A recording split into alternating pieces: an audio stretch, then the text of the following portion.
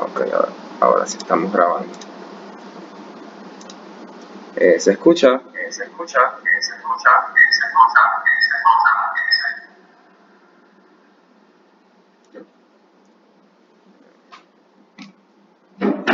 Primero conectado. ¿Se escucha, muchachos? Aquí me PowerPoint. Sí, ok. Ya puede comenzar, profe. Ok. Bueno, ante todo, perdón, tengan todos muy buenos días. El profesor César Anzola, uno de sus docentes. Vamos a hablar de algo que tiene mucho tiempo de verdad en la farmacología, un tema a veces descuidado. Y en estos días ha agarrado auge, ¿no? Ha tenido auge, un nuevo impulso, porque con el advenimiento de esta terrible pandemia, yo pienso que es muy importante conocer la farmacología de los relajantes neuromusculares, ya que ellos son uno de los fármacos o piedras angulares, uno de los fármacos de batalla para los pacientes con COVID-19 que están intubados o traqueostomizados, es decir, sometidos a ventilación mecánica invasiva. Entonces comenzamos con una breve reseña histórica. Eh, Humboldt estuvo en Venezuela alrededor del año 1804 hasta 1809 aproximadamente, andaba con el doctor Vargas, estuvo con el doctor Vargas, estuvo en Cumaná también, y bajó al sur de Venezuela. Y en el sur de Venezuela pudo observar, porque estaba escondido, esa era la preparación del curare, un relajante neuromuscular o el papá de los relajantes neuromusculares. La preparación de él era algo ritual, era un ritual del cual formaba parte el chamán o el brujo pues, de la tribu y se extraía del Chondrodendron tomentosum, en Amazonas. También está otro producto, otro vegetal, el Strychnos toxífera, que crece en Guayana, Costa Rica, algunos países de Centroamérica y de Sudamérica, que de ahí se extrae la metocurina y el alcuronio. De la primera, del Chondrodendron tomentosum, se extrae la de tubocurarina, que estuvo en boga y todavía existe la de tubocurarina en ampolla de 10 y 5 ml. Eh, pero no solamente se ubica en América, se ubican en América los fármacos de los cuales se deriva los relajantes neuromusculares, que lo utilizaban no con fines terapéuticos, sino con fines más bien laborales alimenticios, porque con eso las flechas impregnadas de tubocurarina, de una pasta de chondroitin tomentosum, esa pasta paralizaba o ese veneno paralizaba a los animales, los monitos, las cosas que ellos ingerían normalmente, los ciervos, etcétera, etcétera. Y dicen los historiadores que esa fue una de las razones, la presencia o el uso del curare, lo que impidió la conquista del sur de Venezuela por parte o sea, la conquista absoluta y total, monte adentro, diríamos nosotros, selva adentro, por parte de los colonizadores españoles. De tal manera que esa es una breve reseña histórica, eso no tiene 2 días, eso tiene cientos de años que se están usando los relajantes neuromusculares con fines, reitero, laborales alimenticios para obtener el sustento, la comida de cada día o con fines guerreros. Los relajantes neuromusculares de acción periférica, tenemos aquí algo interesante que son los más usados. Hay un auge nuevo con algunos relajantes neuromusculares. Hay un artículo muy bueno en Anesthesiology que tiene algunos relajantes neuromusculares de nueva data, pero estos son los más usados, el pancuronio, y quizás tiene un cierto orden cronológico. El pancuronio aparece primero que el becuronio y el becuronio aparece primero que el rocuronio. El rocuronio quizás hoy en día es el fármaco relajante neuromuscular o muscular de acción periférica, aunque no dejan de tener acción central también, algunos de ellos como el pancuronio y el mismo becuronio, pero vamos a calificarlo de esa manera. Acciones neuromusculares, acción periférica. El rocuronio quizás es el fármaco más utilizado en nuestros días. El rapacuronio también está por aquí, tenemos el pipecuronio.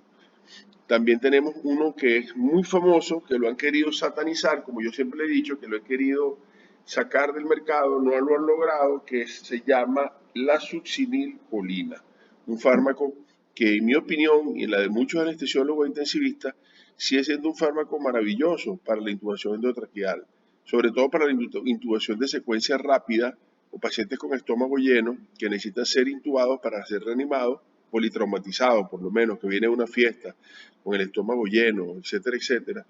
El fármaco de elección aquí sería la succinilcolina, la succinilcolina.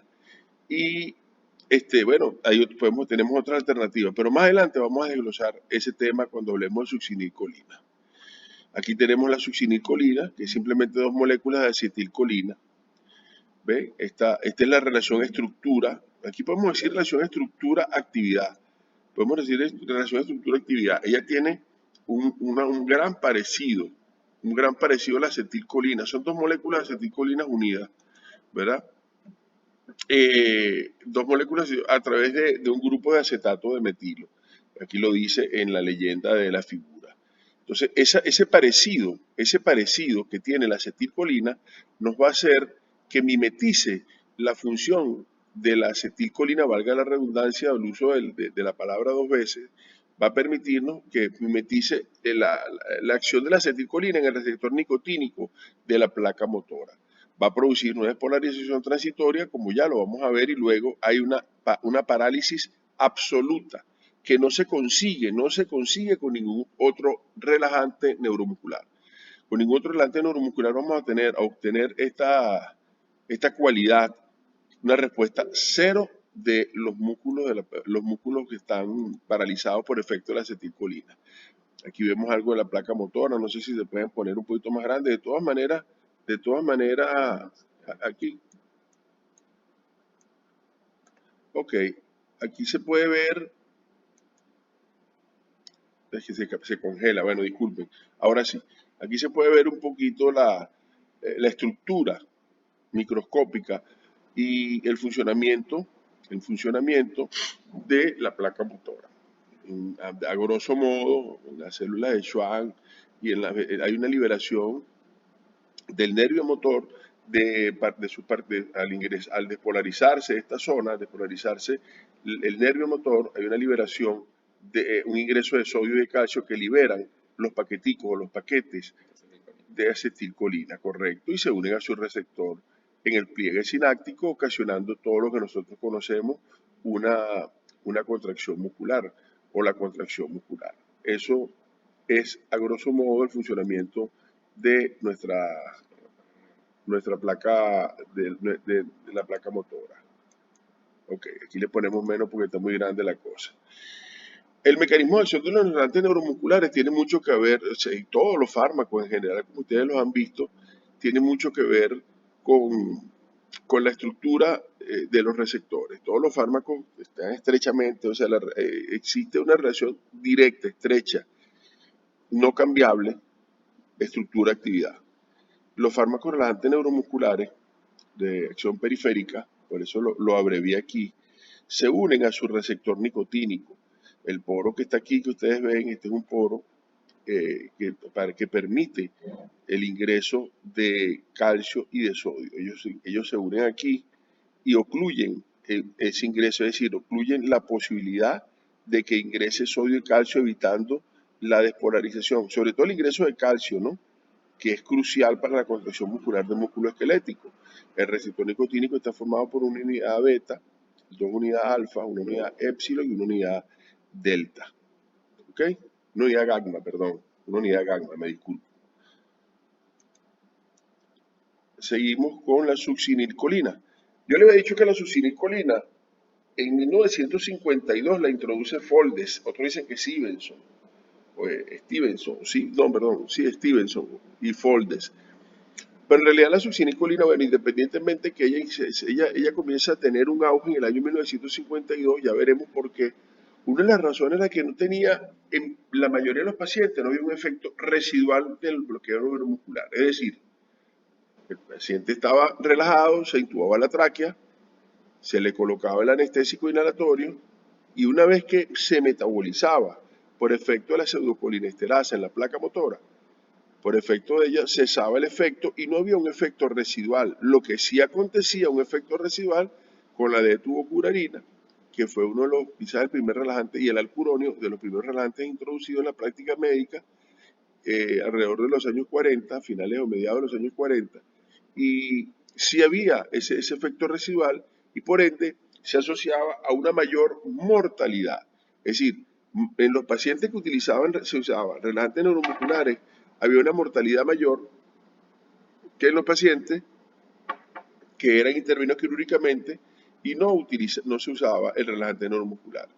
Fíjense, el mecanismo de acción es bien sencillo, se une el receptor nicotínico de la placa motora y otros. Ya les voy a explicar lo que quiere decir otros, que es sumamente importante, del sistema nervioso central. Produce despolarización prolongada. Luego del bloqueo, luego de esa unión, de esa despolarización que se manifiesta como fasciculaciones. Cuando ustedes estén en un quirófano y vean que le administran succinilcolina a un paciente, es coline o suxametonio, suxametonio en la literatura inglesa, cuando le administran el suxametonio, ese paciente va a fascicular. ¿Qué es las fasciculaciones? Contracciones musculares que se observan fácilmente en los miembros superiores o en las piernas e incluso en el abdomen. En los niños, como tienen una musculatura menos desarrollada, no se observan con tanta frecuencia las fasciculaciones. Pero en los adultos, sí, sobre todo en los adultos musculosos, se observan con mucha frecuencia las fasciculaciones. Las fasciculaciones son contracturas musculares involuntarias por efecto de la succinicolina que se observan en la piel, por decirlo así, a través de la piel. Esas contracciones, es fácil, es como una oleada de contracción que se ve en los miembros superiores generalmente y en los miembros inferiores. Ahora bien, una vez que la succinicolina por su parecido químico con la acetilcolina, se une al receptor, posterior a esta fase viene una parálisis flácida. Esto es crucial, porque ningún fármaco de los relajantes neuromusculares nos da la calidad ni las condiciones de intubación endotraqueal que nos da la succinilcolina. La succinilcolina nos da a nosotros una calidad de intubación, por lo menos a los anestesiólogos intensivistas, donde la glotis se ve muy amplia, muy despejada y nos da una facilidad para introducir el tubo endotraqueal que no se logra con ningún otro fármaco porque queda abolida completamente la actividad de la placa motora. ¿En qué se traduce eso? En lo que yo les dije, en que la glotis se dilata al máximo y por ende es más fácil la introducción del tubo endotraqueal. Esa unión de la succinilcolina al receptor nicotínico impide la unión de la acetilcolina por un breve lapso. Claro que es por un breve lapso porque la acetilcolina, la succinicolina es metabolizada por la pseudocolinesterasa, transformándose en dos moléculas de acetilcolina, ¿verdad? Pero mientras esté unida al receptor nicotínico, no hay posibilidad de contracción muscular. ¿Qué situaciones se ve eso? Bueno, mira, se ven algunas situaciones en las cuales está alterado el funcionamiento de la pseudocolinesterasa plasmática. En algunos pacientes está alterado la pseudocolinesterasa plasmática y por esa razón hay un bloqueo neuromuscular prolongado. ¿Qué se debe hacer? Ya vamos a ver qué se debe hacer. Una de las cosas es mantener la tráquea intubada mientras dure esa parálisis. La otra es usar el plasma fresco. Ya lo veremos más adelante. Mira, la succinicolina tiene grandes ventajas, muchas ventajas. Aquí estoy con el bachiller, mi amigo, el bachiller Andrés Abreu, siempre colaborador.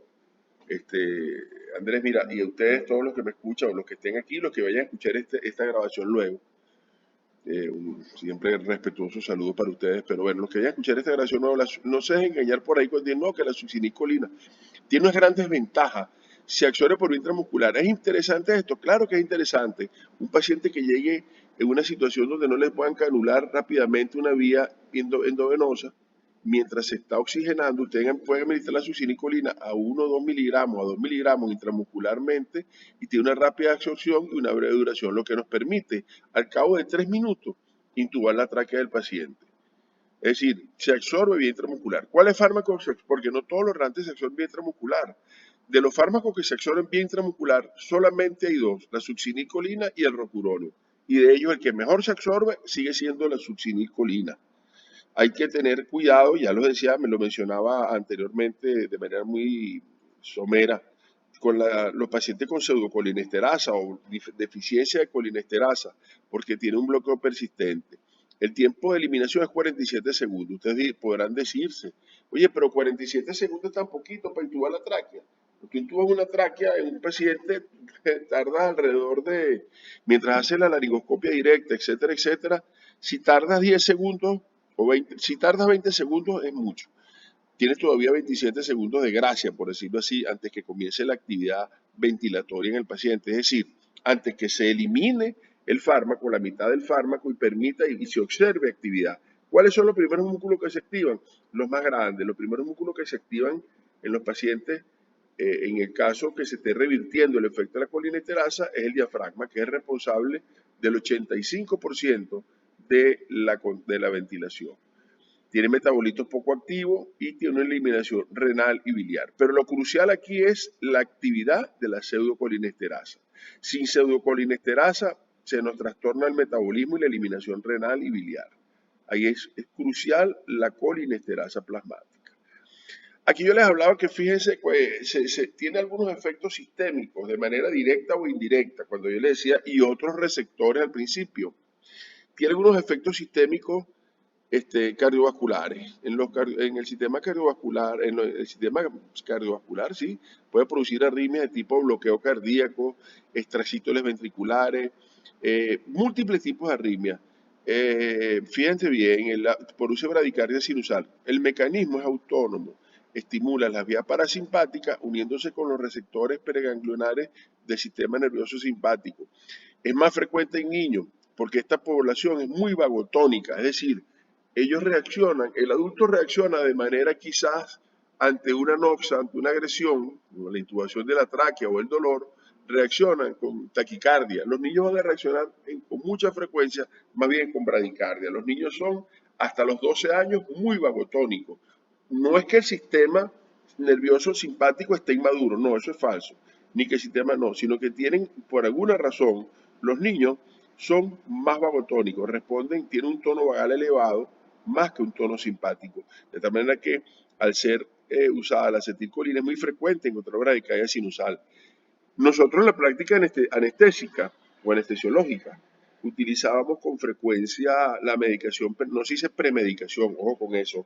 La medicación preanestésica que utilizábamos era en los niños era atropinizarlos. ¿Para qué? Para prevenir precisamente la bradicardia. Los atropinizamos lo atropinizamos, le administramos atropina previo a la administración, 2 minutos, 3 minutos previo a la administración de la succinicolina.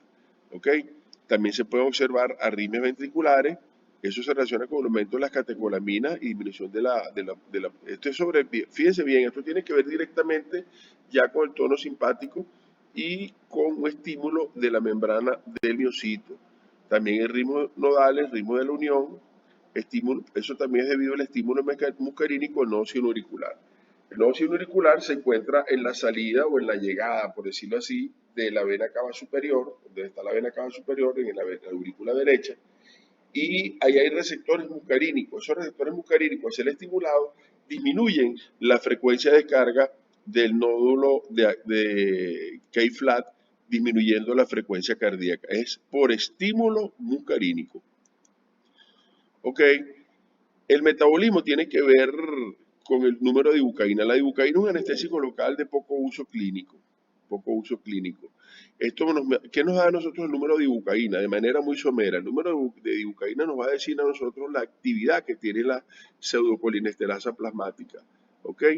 La acetilcolina, la succinicolina es degradada rápidamente por la acetilcolinesterasa. En caso de variables anormales, o sea que la pseudocolinesterasa plasmática esté trastornada, la butiricolinesterasa, es decir, la butiricolinesterasa, es la pseudocolinesterasa, prolonga el bloqueo motor. Y eso es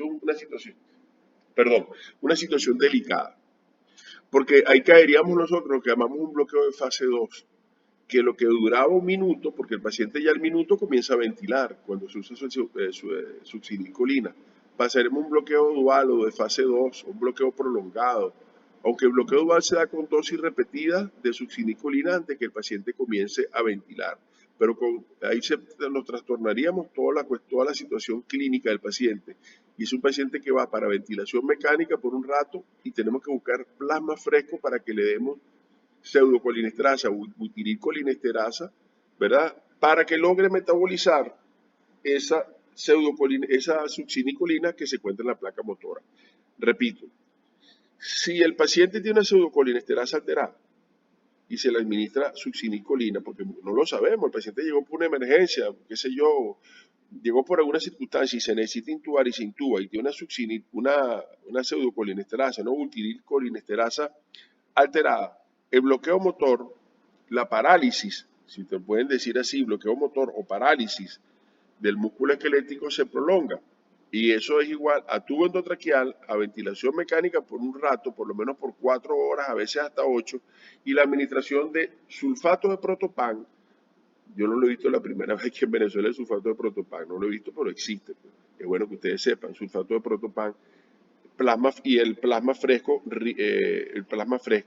¿Para qué? Para darle, de personas normales, por supuesto, para suministrarle esta enzima que está aquí, esto se ve este cursor, ¿verdad?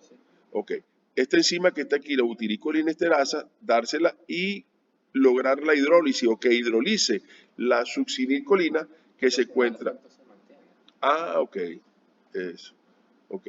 Entonces, para hidrolizar la succinicolina, mientras tanto, se mantiene, como dice aquí mi amigo, utilizando su palabra, se mantiene el bloqueo motor. Eso es peligroso. Tienen que tener mucho monitoreo con eso. La ibucaína es un anestésico local que deriva la expresión de actividad de la pseudocolinesterasa. En caso de variantes de pseudocolinesterasa, el número de ibucaína es bajo. ¿Qué significa esto? El número de ibucaína, si es bajo, significa que estamos en peligro de ¿qué? De un bloqueo motor dual o un bloqueo motor prolongado. ¿Ok? Esto lo hacían, no sé si lo están haciendo ahora, el número de ibucaína lo hacían en el IVIC, en pacientes propensos a hipertermia maligna o con alguna distrofia neuromuscular. Entonces, eso es que, digamos, la disminución de la actividad de la butiricolinesterasa se traduce en un bloqueo anormal, un bloqueo extremadamente prolongado. Eso, les reitero, es una situación bastante preocupante porque los segundos se hacen horas. Ok, los efectos, la succinicolina no está exenta de efectos indeseables. Tiene muchos efectos indeseables. Uno de los más peligrosos para nosotros, muchachos, es la que apreció Bachiller, es la hiperpotasemia. Hiperpotasemia mayor de 4.5, mayor de 5 es igual a paro cardíaco, fibrilación ventricular y paro, que es una forma de paro cardíaco y muerte. Se puede utilizar gluconato de calcio en algunas ocasiones, mejorando la concentración de potasio extracelular y otros utilizando diuréticos también que nos ayuden a perder potasio, como por ejemplo la furosemida. Pero el uso de la succinicolina puede elevar hasta, fíjense, esto es delicado, en 0.5 miliequivalentes por decilitro la concentración de potasio en sangre. La despolarización de la membrana desplaza potasio al exterior celular, hacia afuera, porque ingresó primero sodio, pero luego va hacia afuera para repolarizar la membrana.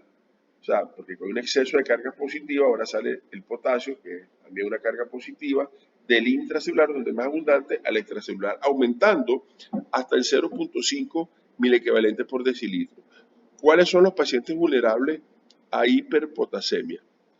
Uno de los pacientes más vulnerables son los pacientes nefrópatas. ¿Es controversial? Sí, ciertamente. Esto que está aquí es controversial. Dicen unos que no, que se puede usar. Yo, en lo personal, no, y creo que todos los anestesiólogos, conocidos míos, no nos vamos a arriesgar por una controversia a usar succinicolina en un paciente que está siendo dializado, que sabemos que tiene un aumento del potasio en sangre. Los pacientes quemados que tienen lesión en piel y tienen una hemólisis importante, también tienen una gran concentración, una elevada concentración de potasio en sangre y son muy proclives a tener hiperpotasemia en los pacientes quemados. Los pacientes que tienen encamamiento prolongado, por alguna razón, fíjense, los receptores están encamados, tienen poca actividad motora. Cuando encamamiento prolongado significa más de 4 semanas. Cuando están encamados durante tanto tiempo que tienen poca actividad motora, estos pacientes se le administra succinicolina y la succinicolina va a aumentar el potasio. ¿Por qué? Porque hay aparentemente una regulación a la alta, hay aumento del número de receptores de succinicolina y eso puede ocasionar una hiperpotasemia también. Entonces, lo más temido de todo es la hiperpotasemia. Una de las cosas más temidas del uso de la succinicolina, aparte de las arritmias de todo tipo que se pueden presentar, sobre todo las bradicardias, es también un aumento del potasio en sangre que nos va a trastornar el funcionamiento del corazón, entre otros órganos. Pacientes con distrofias neuromusculares, por ejemplo, distrofia de Duchenne, miastenia gravis, no se recomienda el uso de succinicolina por la posibilidad que existe de que aparezca hipertermia maligna. Hipertermia maligna es una enfermedad donde hay un estímulo prolongado de la placa, una contracción prolongada de la masa muscular, una contracción prolongada del músculo esquelético, con una emisión elevada de CO2 por el metabolismo del músculo esquelético, una acidemia, podemos decirla, de origen farmacológico, pero el paciente está acidémico, está acidótico, y eso es lo que llaman la enfermedad de los anestesiólogos, le dicen algunos, y es una enfermedad potencialmente mortal si no utilizamos algunas medidas como por ejemplo enfriamiento de las cavidades, administración de soluciones frías, el cese de la administración de los halogenados y el uso de un fármaco que vamos a ver luego que es el dantroleno. Ok.